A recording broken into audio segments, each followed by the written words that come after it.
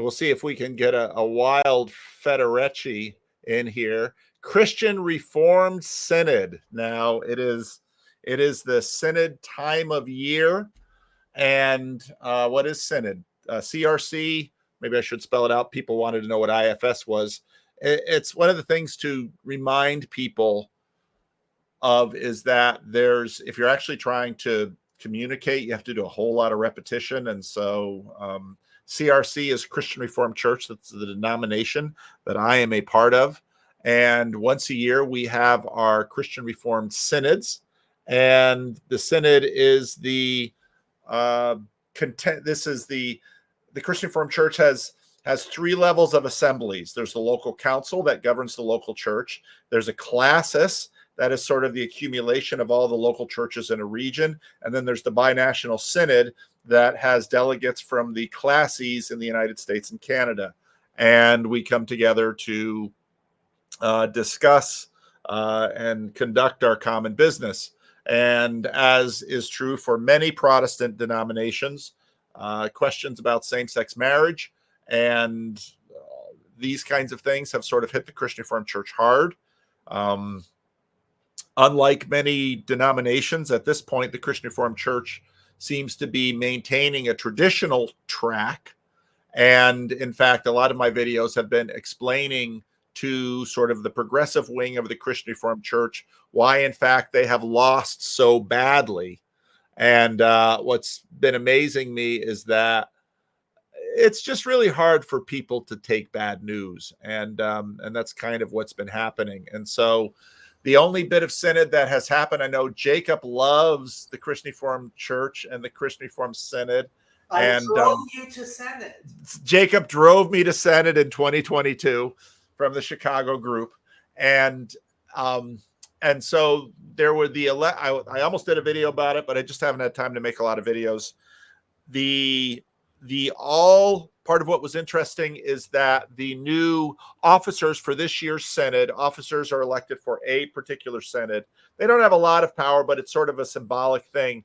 They were all 4 men with Dutch last names from Midwest churches. Now, for a while, a lot of the synods were trying to have ethnic representation and all of this in terms of the person and the officers that really functions is the chair. The chair has a tremendously important job in terms of how well synod functions. So, but the other 3 positions, not a lot of responsibility, really, at least that's on stage. But there are also 3 millennials and 1 Xer, which was also an interesting thing. So this is just a sign of how things are changing in the Christian Reformed Church. Jacob, and the thing that has boggled my mind is how much interest there is in this corner about what happens in the Christian Reformed Church Synod. So Jacob Federecci, sea monster of the corner, welcome. It's much bigger than just the CRC, what's going on. That's why. And this is what I wanted to ask you about. You always said from the elections of who gets elected as the officers, you can tell what kind of synod this is going to be. So I want to hear about that, but also you just mentioned the ethnic thing, but it's the ethnic people who are the most conservative. Yes. It's the irony is that I just wrote a post on Voices this morning that the irony of this moment is that the mantras of the boomers in terms of diversity and youth, while the Christian Reformed Church is having a young revolution in a way in leadership, and to the horror of many of these boomers, because the progressives all tend to be older than me and very Dutch. We need more young people. Well, now they're in charge. We need more ethnic groups. Well, now they're in charge, and they don't like what they're bringing, because part of what's been happening, again, is the Americanization of the Christian Reformed Church and the Christian Reformed Church's roots as a confessionally self-conscious Dutch Reformed denomination. That's exerting itself. But the really interesting element, which is sort of a little where there's going to have tension, is there's a fair number of women that are among those conservatives, and some of them are ordained. And so this is where the Christian Reformed Church is a little different from, let's say, the PCA. Even the Abide Project has 3 high-profile women that are on their steering committee. So it's fascinating how this is going to go. I have news for you. Marxists lie to get power. Oh, I know some of these women. They are not lying. No. And I know other conservative women. No. That's not what I'm saying. You said that they were saying, oh, we're all for diversity. Yeah, they're all for diversity as long as they get what they want. And then when it's actual, they change the argument because it's all about getting what they want, not actually believing in anything. Well, I would argue that Tom Holland's thesis that I don't think that the affirming or progressive side of the Christian Reformed Church is in any way, I was going to say insincere, but now I've freighted that word. I don't think they're being duplicitous. I think the reason I started calling for a confessional conversation in like 2011 and 2012 was I could see that these 2 groups of people are reading from a very different religious script. And they're going to need to talk about this if they're going to live in a house together. And now, 10 years, 12 years later, what we're seeing is they can't live in a house together. And that's where things have come.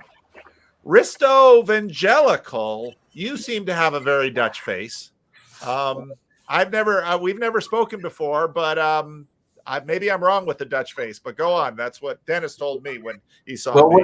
Yeah, one of my best friends is Dutch, but I don't think I have any Dutch in me. See, it's my biases, it's my racism. I outed myself as a terrible racist with respect to the Dutch. I take it as a compliment. Oh my. So are you a member of the Christian Reformed Church? No, I actually grew up Nazarene. So and I'm not anymore. Right now I'm like in homeless churching land. Okay. So you're very much part of the corner.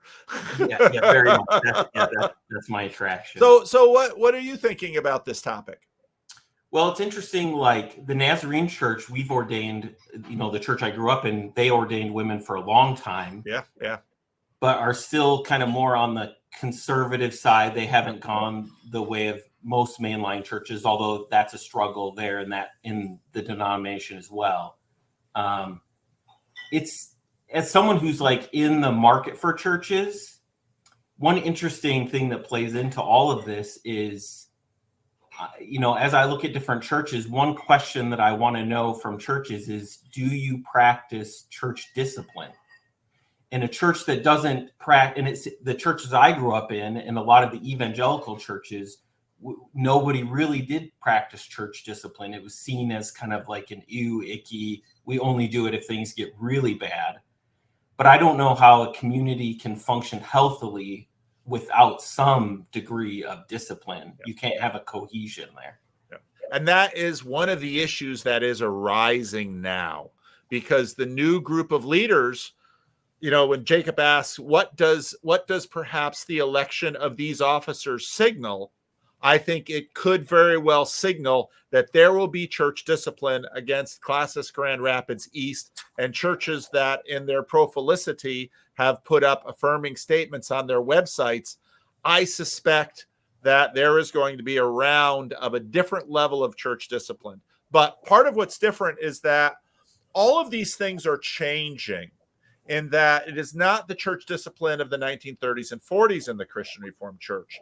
The context is very different. And that's where, I say things that progressives don't like sometimes. Some of the things I say to conservatives that they don't like. Number one, your point about women in office is an extremely important point. A lot of people simply want to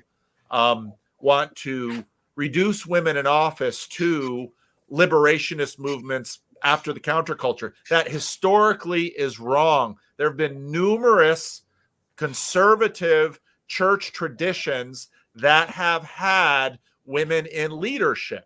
And again, a lot of people like to point all the way to Deborah, a prophet. Now, they tend to be exceptional. And I think it was Jacob that has made this point quite well in the past too, that women do show leadership, but they tend to be exceptional, and their leadership is in a different way. And so then when you have sort of modernistic institutions that have to somehow figure out how women express leadership in the community, well, you have to figure that out. And so part of the reason that we're having, I've never really done a video on all of my thoughts about women in office. Part of the issue we have is that the historic sacramental traditions like the Orthodox and the Catholics had very strong roles for women, but in a certain way. And part of the flattening that comes into modernity is that, okay, it's got to be samey all over the place. And so that's a huge conversation that we haven't finished sorting out by any means. So, well, in just the mood, I watched what happened with the United Methodist and watched a few hours of their gathering. One thing I've noticed in a lot of these church gatherings and what I grew up with is a very feminine, now, but that term could be that could be too broad of an umbrella, because many women are very strong and make hard decisions and practice discipline, but a very kind of like motherly aspect to the church where I'm looking to see, are there any strong masculine voices? And again, these are like just very general terms, but is there anyone willing to stand up and say the difficult truths? Yeah. And that, so part of the difficulty is that conservatives sometimes can overplay their hand in that, and then they get just sort of okay, you're saying difficult truths, but are you doing it as in these modes? Because if they're doing it in a certain mode or certain tone, they won't be listened to. So then the trick is, because as a pastor, one of the things you learn very quickly is there are times when you have to say a difficult thing. It's really hard?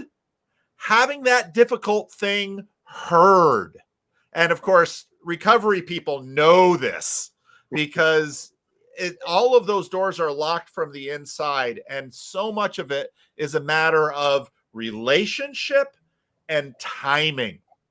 That here's a difficult thing, but you might not be ready to hear it for the next 10 years. So I'm sorry, you're going to have another 10 years of suffering. And maybe all of that brutal loss in your life is going to create some cracks where the thing that you have never wanted to look at, now you have to look at it. Now, it's interesting that for John Calvin, discipline is a mark of the true church. That's deep in Reformed code. What's really interesting about that is the Reformers themselves were, of course, subject to often capital punishment at the hands of Roman Catholics, which was their form of church discipline, because, of course, Martin Luther gets saved by the state, as does the Apostle Paul by the Romans in Jerusalem. But so there's so much interesting stuff going on here, but I think you're exactly right. This is one of the big issues in this conflict that isn't being talked about. To what degree can institutions self-police, and is the leadership willing to do so, often at great cost? Because if your church discipline costs you nothing, it's going to simply be seen as authoritarian, and in that sense, illegitimate. So yeah, it's a huge deal. Lance, what say you? Another big set. You even got named in some blogs, Lance. Well, and I would, and Kent Hendricks, for those of you nerds that are following along out here, his Substack is really great to follow along. He's been doing a lot of articles in between. But what I saw interesting, Paul, when I look at this, of the president, VP, first clerk, and second clerk, we're all abide affiliated. Right? They are all abide affiliated, every one of them. But the thing that I thought was really strategic, which is Derek, Buikema? How do you say his last name? Yeah, nobody knows how to say these. Well, in fact, the way we say them in America, the Dutch people cringe. But in American Yankee Dutch, it's Buikema. I went to go back watch him in 2022 when he was vice president. He has a really good winsome spirit. Like he was a good if I were thinking about it, just in terms of a strategic choice, Also, he has some. If you look at his bio, he does some comedy in his background or whatever.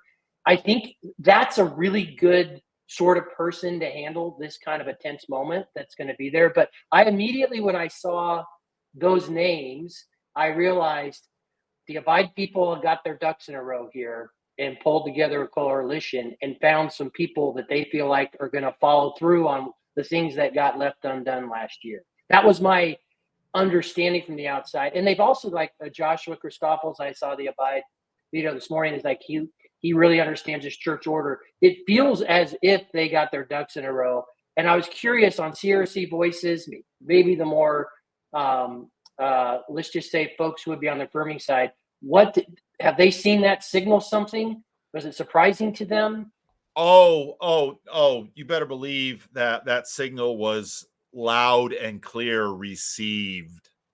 And again, I've been trying to tell, because I come from the progressive wing of the church, and these people, I'm trying to tell them, it's that whole thing about telling a difficult truth. Look,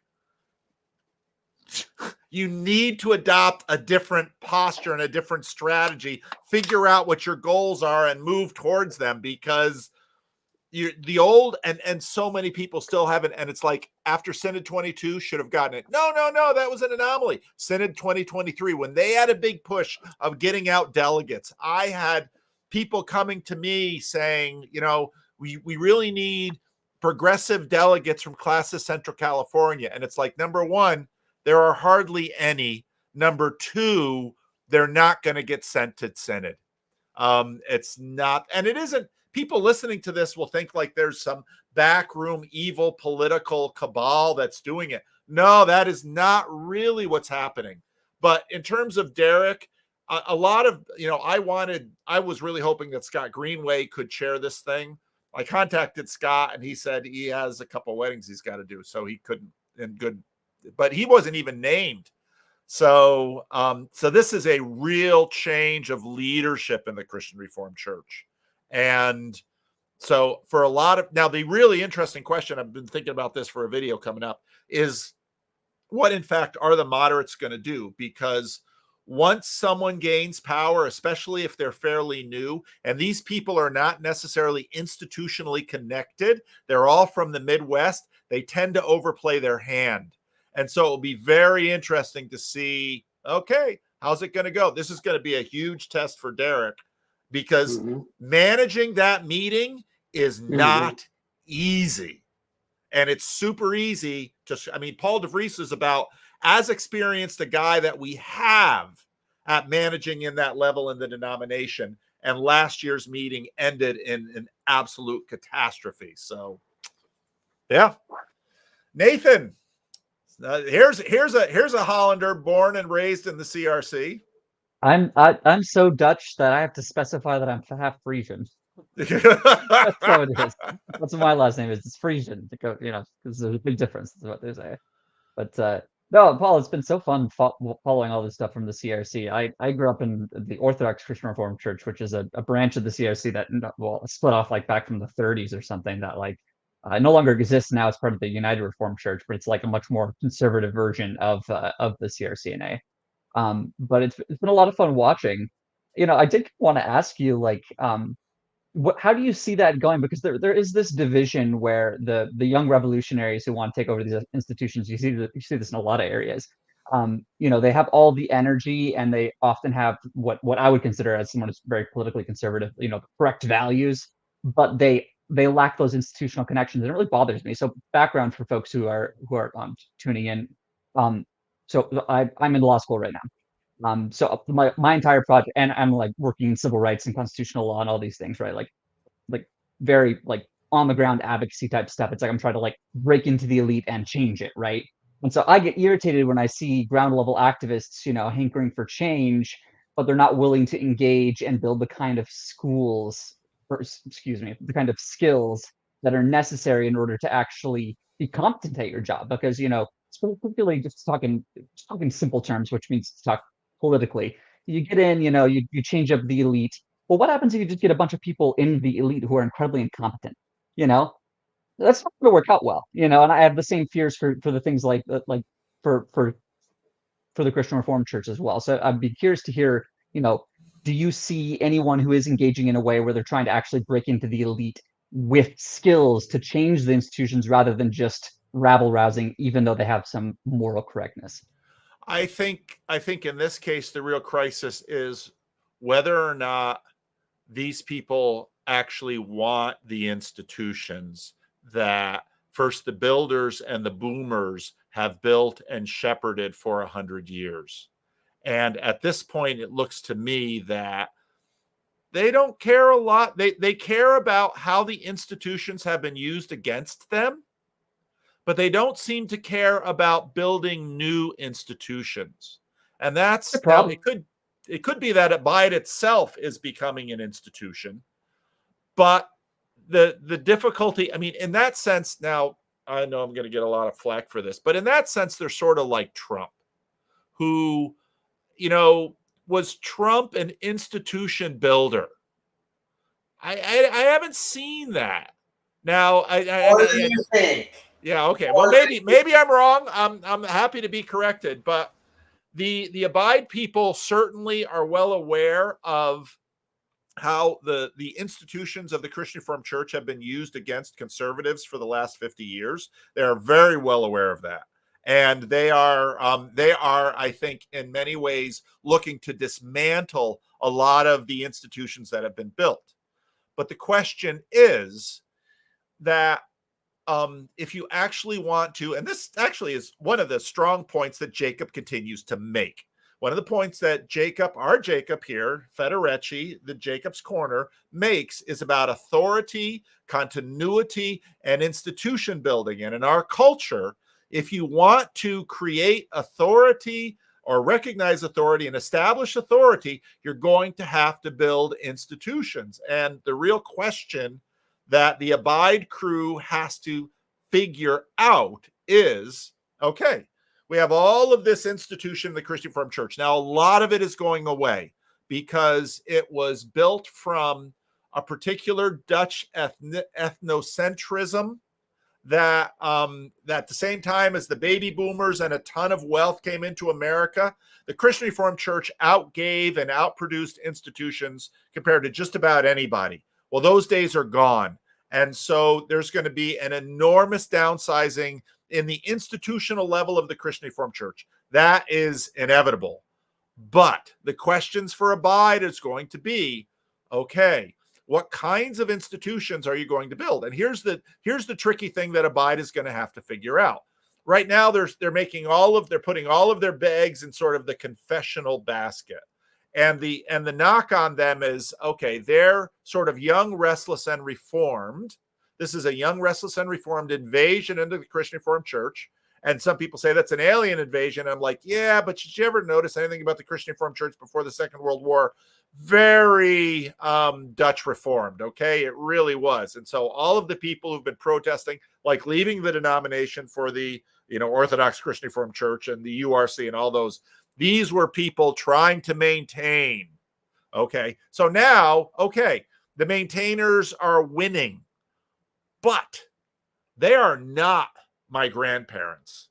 They live in a very different world. They have very different filters. If they're actually going to establish working institutions, it's one thing to mount, this is a long story, it's one thing to mount a revolution. It's another thing to establish a working regime after that. And knock the boomers all you want. They had a 60, 70-year run. You might disagree with some of the ways they took things, but that's a pretty good dynasty. And the question is going to be, what are these guys going to do? And to me, that's a super open question. Yeah, how do you ensure that it doesn't just devolve into the same kind of non-denominationalism? But sorry, Jacob. No, but you use the word dynasty, and that's what it hasn't been, which is people actually giving over to the next generation. Oh, no, it has been, but it's been implicit. Look for Patricia Borgdorf at Synod at Grand Rapids East. Her father was probably the most important leader in the Christian Reformed Church from at the last part of the 20th century. And there she is at Synod. and Kathy Or Smith. nepotism? See, you don't recognize this again because the Christian Reformed Church is so family oriented. Another important leader at the end of the 20th century, Hoffman, his son was my suite mate at Calvin. His daughter is Kathy Smith, who is now we've given her a new name, the parliamentarian. She holds a position of tremendous power in many respects. She's the daughter of one of the most important leaders at the second half of the 20th century. This Christian, Scott Greenway's grandfather, you can find his name as president of Synod time and time and time again. His father was my missions professor at Calvin. I'm a third generation Christian Reformed minister. This has been the Christian Reformed Church, and many of these young, restless, and Reformed people coming in do not have Dutch names. And so these questions of dynasty are really going to be interesting. So it's kinism.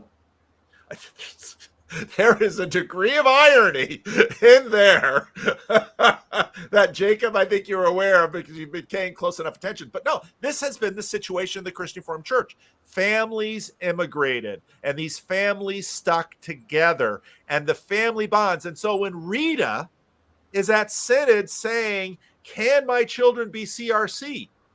She's, is she talking confessions? Or has the Christian Reformed Church ever been about confessions? Has it always been a Cosa Nostra for the Dutch mafia? I mean, that's a real question in the Christian Reformed Church.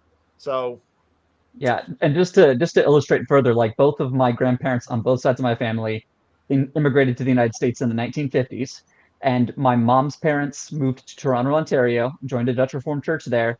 My dad's parents moved to Mount Vernon, Washington, joined a Dutch Reformed Church there. They were on opposite sides of the continent and different countries, but they met each other at a random conference, and that's how my parents met each other. And they dated from like 16 to whenever they got married at like 19 or 20, and that's how these things go. And that story repeats itself everywhere throughout all Dutch Reformed circles ad nauseum.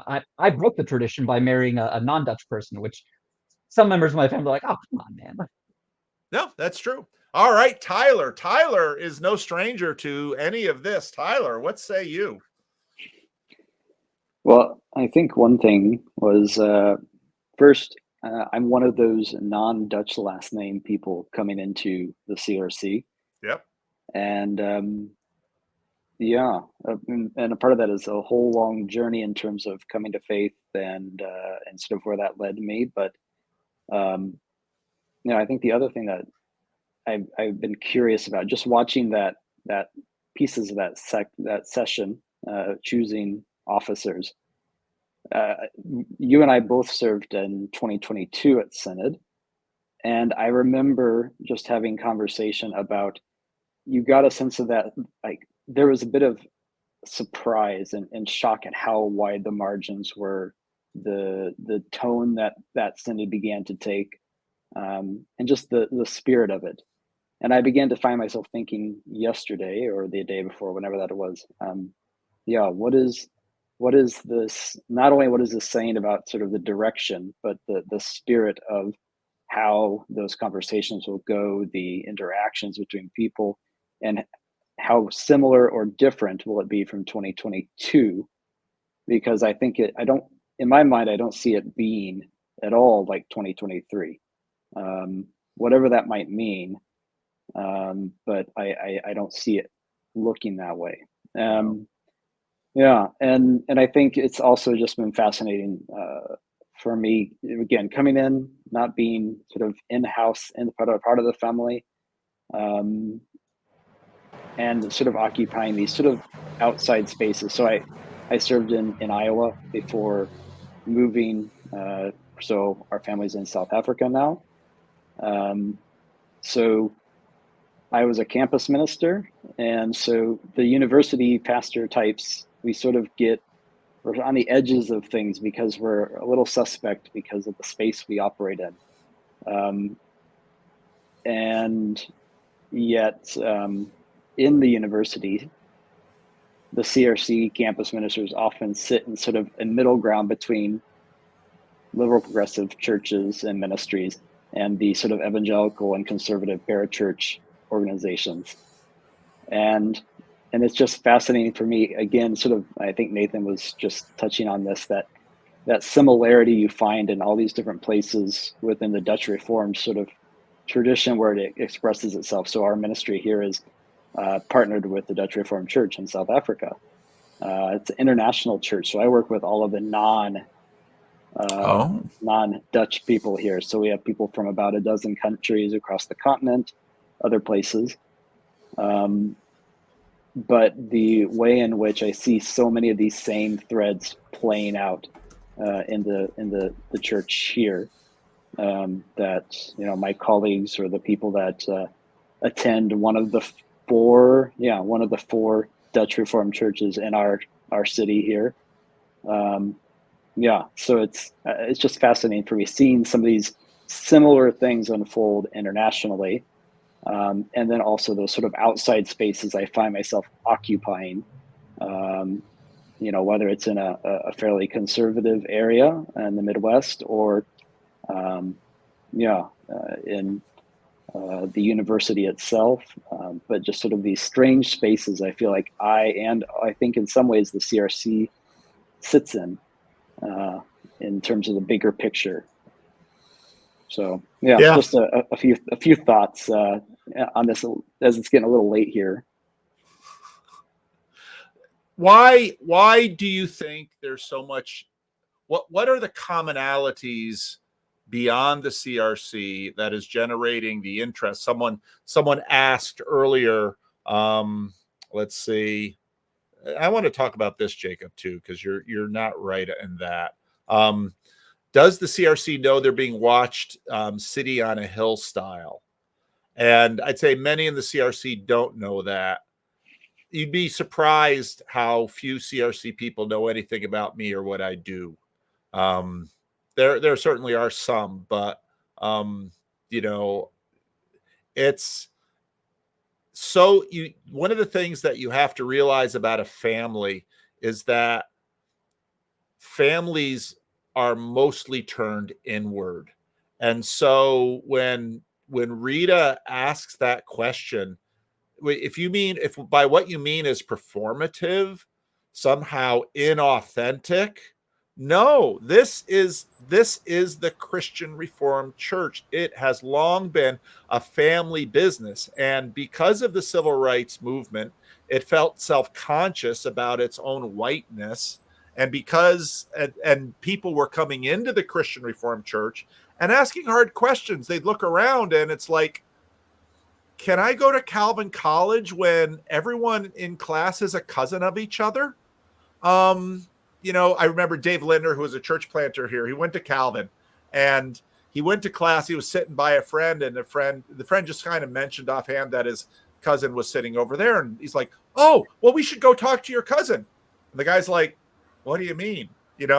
I'm always around my cousins. This is a family thing." And so then as Americanization continues, the big question in my father's church in Paterson, New Jersey was, and in this church back in the 70s and 80s too, can non-Dutch people be CRC? The beginning of the 20th century, one of the CRC Synod wars was over whether you can baptize adopted children. Think about that.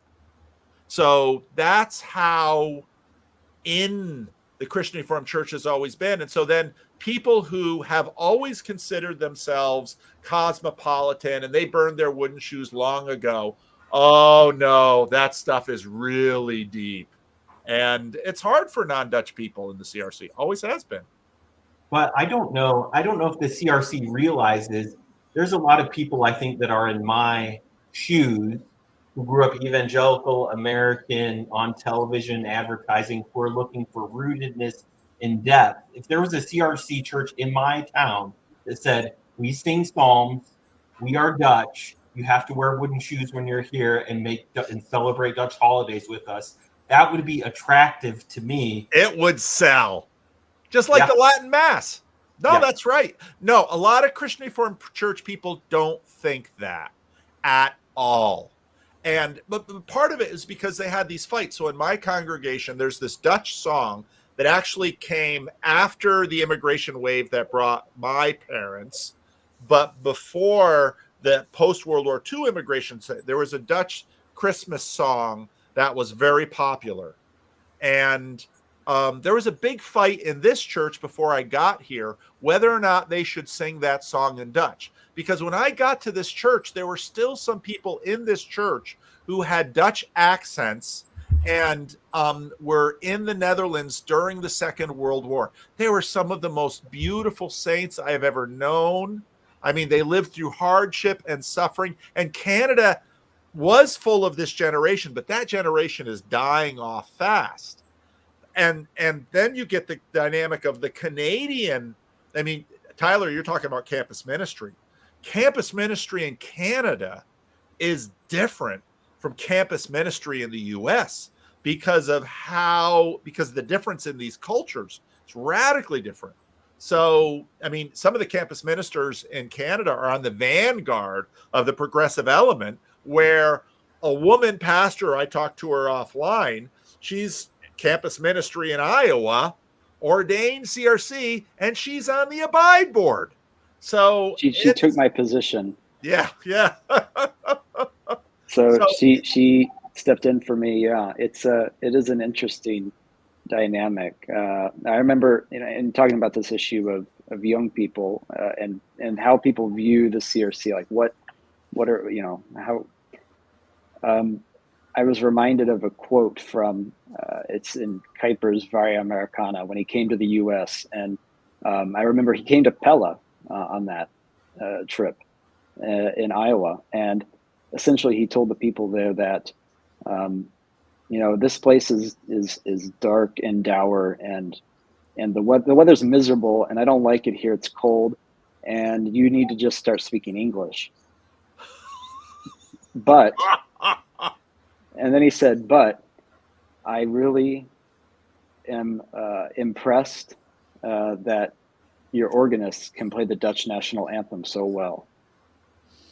And I think for myself, and maybe, for students that I worked with at the university, and, even here, I'm doing a leadership course with people in our church, and I'm going to be talking about, true and false churches from the Belgic Confession, and how do we see this echoed in African churches? Yeah. And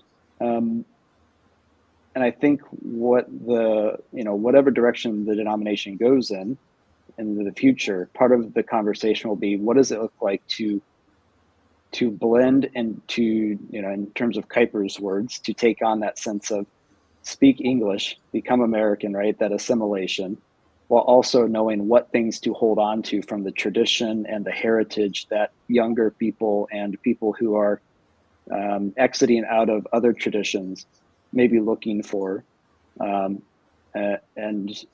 will they be able to navigate that well? Yep. No, and Kuyper, oh gosh, he was another guy between the giant immigrations, and Kuyper has so many different sides. Both sides appeal to Kuyper. It's just fascinating to watch all this. The CRC Civil War is a family civil war. That's what makes it so painful, because it isn't just finding another church. It's your family. And Nathan knows this. I mean, the splits in the 90s, the Orthodox CRC and the URC. But this goes back to the Protestant Reformed split, where my grandmother's family was divided. And then my grandmother's sister, who in the family was considered a great saint, she was shunned by the church that she left the Christian Reformed Church for. I mean, this stuff is just brutal. All right, Mark, last word, and then we're going to get into TLC marathons. Oh, you're muted. Sorry about that. T-Grog is pounding the drum. He wants some scripture references for these decisions that you guys are making about your denomination. He keeps saying, no, I see no scripture, no scripture. He's saying very Protestant, so let's encourage him. Give him some scripture, boys. I was just about to give some scripture. Deuteronomy 29:29. The secret things belong to the Lord our God, and the revealed things belong to us and our children to establish them. And when we get into the whole authenticity, sincerity, the prophilicity thing, that's scripture, I believe, is telling us, stop trying to figure out what's inside somebody's heart, what they say, what they do, and that's all we have authority and a ability to get involved with. There you go. Jacob bringing the scripture, and he can even speak in tongues. He can probably quote that in הנסתרות להשם אלוקינו והנגלות לנו ולבנינו לעשותם. I didn't say it in Hebrew because I knew you would accuse me of speaking in tongues. I do have that verse memorized. Yes, I do. There you go. T-Grog, you got it in English and in Hebrew. How about that? Does that CRC endorsed, Paul? Can the CRC endorse that scripture? I think Jacob's right, and that would actually be a very timely verse for the CRC right now. So, all right. Any last words before we go to the TLC marathon? Thanks, Paul. All right.